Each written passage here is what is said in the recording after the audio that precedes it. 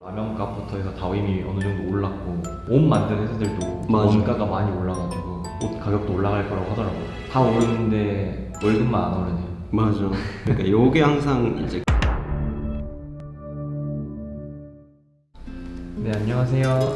왔니? 오늘은 장소가 저희가 바뀌었는데 사무실 이사하느라 제가 이사하다 말고 찍느라 모자 쓴 점 이해해 주시기 바랍니다. 저희가 사무실을 옮겼는데 왜 옮겼는지 간단하게 한번.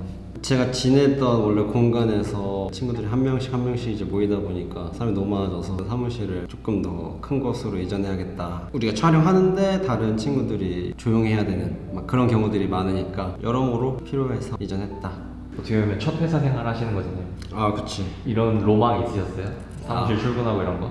사무실로 출근했던 적은 어렸을 때 한 번 있었는데 그때는 뭐 이제 뭐 회사라기보다는 프로젝트 팀에 가까운 형태여가지고 그때랑 지금 다르지.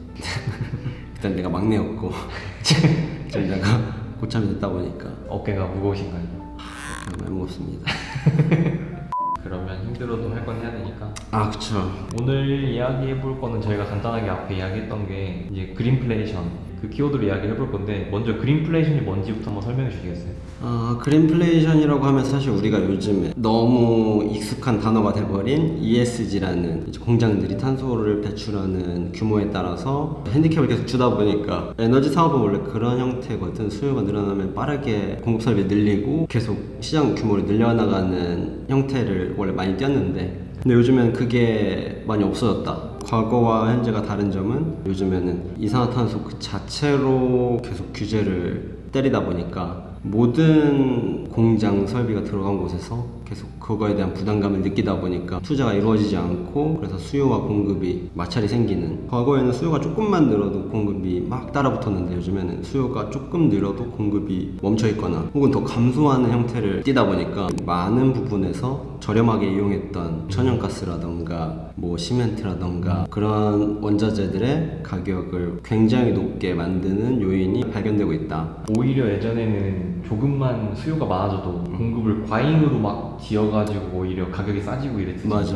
근데 지금은 공급을 마음대로 못 늘리는 상황이니까 요까지는 저희가 사실 몇 번 다뤘던 뭐 그린플레이션, 인플레이션이고. 맞아. 그러면 여기서 오늘 또 새로운 얘기 해주시기. 요즘 생각 드는 부분은 연초에도 식품주에서 곡물가들이 오르면서 식품 사업을 하는 회사들이 어떤 형태로 주가가 오를까에 대한 이야기를 한 적이 있었는데, 지금 그린플레이션에 똑같이 적용한다고 해도 산업 전반에서 그런 형태가 시간이 지남에 따라 나올 가능성이 있다라는 것. 결국 이산화탄소 규제라는 이 형태가 언제까지 지속될 수 있느냐가 굉장히 중요한 포인트인 것 같고, 지금 수요와 공급이 무너졌다 보니까 우리들의 삶의 에너지라던가 필수 소비재 가격이 오르고 있는데, 이게 결국 기업들의 이익을 낮추는 요인이 되기도 하지만 동시에 우리 소비자들의 가격을 올리는, 물가를 올리는 형태가 될 거란 말이지. 그쵸, 완제품들의 가격이 높아지는 거죠. 그치. 그랬을 때 사람들이 내가 소득은 그대로인데 모든 물품들의 가격이 계속 올라간다라고 했을 때 과연 사람들은 그만큼 환경에 동의해 줄 것인가.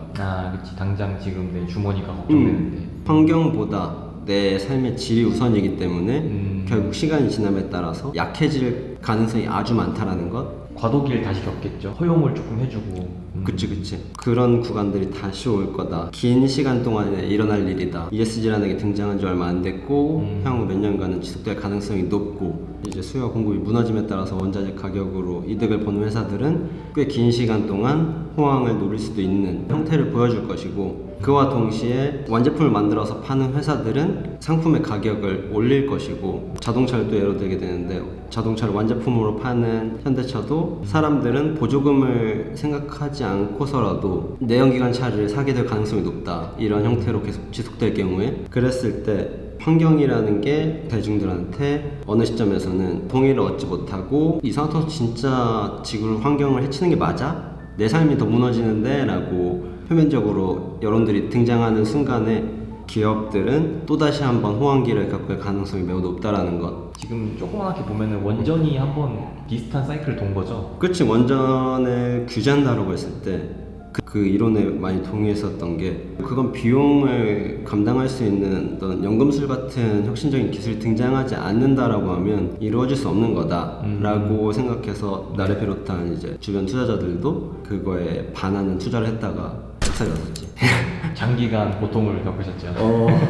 왜냐면 그걸 너무 빨리 봐버려서. 그래서 이번 사례에서도 그 순간을 확인하고 사도 늦지 않다라는 거. 전에 저희가 이거 얘기할 때 예로 들었던 게 이제 식품 쪽이었는데 라면 값부터 해서 다 이미 어느 정도 올랐고 지금 제가 뉴스 보니까 옷 만드는 회사들도 맞아. 원가가 많이 올라가지고 옷 가격도 올라갈 거라고 하더라고요. 맞아, 면허 가격이 엄청 올라서 옷 가격도 한 15%인가 오른다고 하니까. 다 오르는데 월급만 안 오르네요. 맞아.